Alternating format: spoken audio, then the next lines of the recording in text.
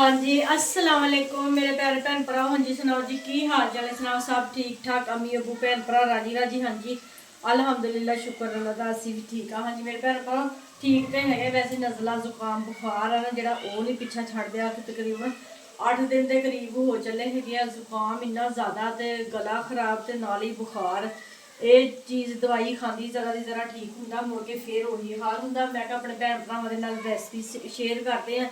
असी अज बना लगी है कलेजी कटे की, ठीक है जी। कलेजी जाके अच्छे तरीके धो के ना छाबे च रखी हुई सी, इन्हों का पानी निचड़ जाए। यह साढ़े मसाले है, अदरक लसन हरिया मिर्चा टमाटर लाल मिर्चा नमक हल्दी वगैरह सारिया चीज़ा। तो कढ़ाई के बनानी है कलेजी, प्याज पाते हुए खुला घेर पा के ब्राउन प्याज होंगे तो मिर्च मसाला सारा पाते हैं। अपने घर की रूटीन अपने भैन भरावां दिखाते ब्लॉग पूरा देखा करो, देख के लाइक तो सबसक्राइब कर दिया करो, घंटी का बटन लाजमी दबा दिया करो, ठीक है जी। हाँ जी कलेजी देख के मुँह चो पानी तो आता होना ना, ये देखो अभी देखो मजेदार मजेदार जबरदस्त कलेजी बनाई है चटपटी, ठीक है जी। रोटी रोटी खा ली है।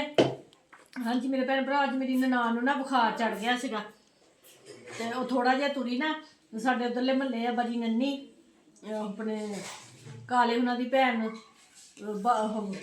बाहू काका उन्होंने भैन उन्हें अज ना डैथ हो गई है। अल्लाह ताला उन्होंने जन्नत च आला मुकाम अता फरमावे।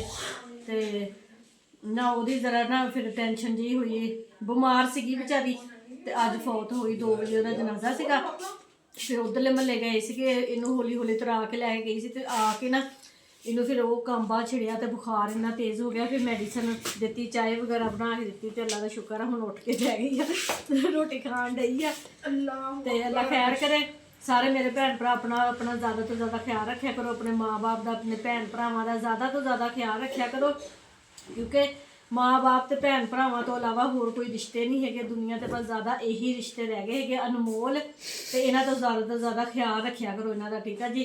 तो अपनी दुआवां च मैनूं याद रखो। घर दे छोटे बच्चों को बर्गर ते स्वाद वाले करी दे दिया करो। हां आइसक्रीम खवा दिया करो, न्याणे मूँह बहुत अड्डदे है।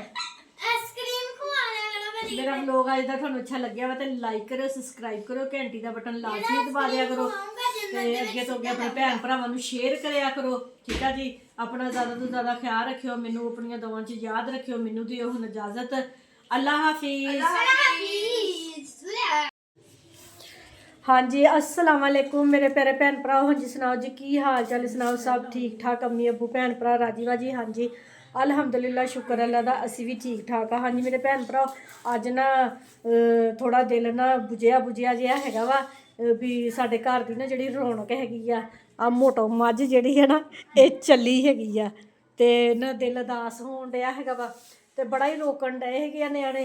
कल तैयार सीगी कल जाने वास्ते, ते फिर ना अज तैयार हुई सुबह इन्हें 7 साढ़े 7 बजे वाले टाइम से जाना सीगा, ते बच्चे रोकी जान दे तो फिर कहती जाना। मैं कहा चलो कोई नहीं हुण इनू जा लैन दो, कहती मैं थोड़े दिन रह आवां उधर सारे घर च फिर आवां तो फिर मैं आ जाऊँगी।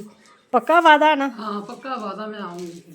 हाँ 2 दिन बस फिर अपने घरां दे विच मुंडियां दे कोल फिरिया ते फिर के फिर आ जाई।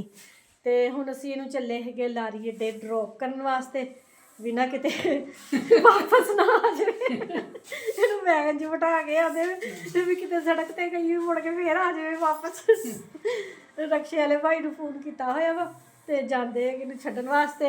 अज इतवार हैगा वा, मानो साडी लगी हुई है सफाई करन वास्ते। मैं कहा मानो नूं ना हुण लाइए काम करने वास्ते, मानो शर्म आन डई है, मानो नूं शर्म आन डई है। तो हाँ जी भाई रक्शे वाला आंदा वा तो फिर चलते है। असी बाजार जाना है वैसे ना, तो मैं कहा चलो फिर इनू भी वैगन च बिठा के ही आते है, छड्डे आंदे अड्डे ताईं। ते अल्लाह खैर करे। है नहीं आ गिल्लां वाला पंप है वा 5 मिनट का रास्ता।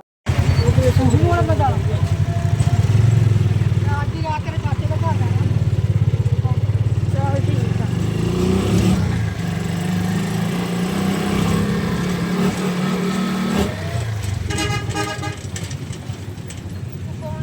भाई बैंक जाना, बैंक हाँ जी ਜਾਓ ਚਲੋ। ਮੁਸਕਾਨ ਦੀ ਫਰਮਾਇਸ਼ ਤੇ ਨਾ ਸਮੋਸੇ ਖਿਲਾਉਣ ਵਾਸਤੇ ਲੈ ਕੇ ਆਈ ਹਾਂ। ਕਹਿੰਦੀ ਸੀ ਸਮੋਸੇ ਖਾ ਕੇ ਮੰਮਾ ਫੇਰ ਜਾਣਾ ਵਾ ਘਰ, ਤੇ ਮੈਨੂੰ ਵੀ ਭੁੱਖ ਲੱਗੀ ਹੋਈ ਸੀ। ਮੈਂ ਕਿਹਾ ਚਲੋ ਸਮੋਸੇ ਖਾਂਦੇ ਹਾਂ ਵਾਈਟ ਕੈਸਲ ਤੋਂ।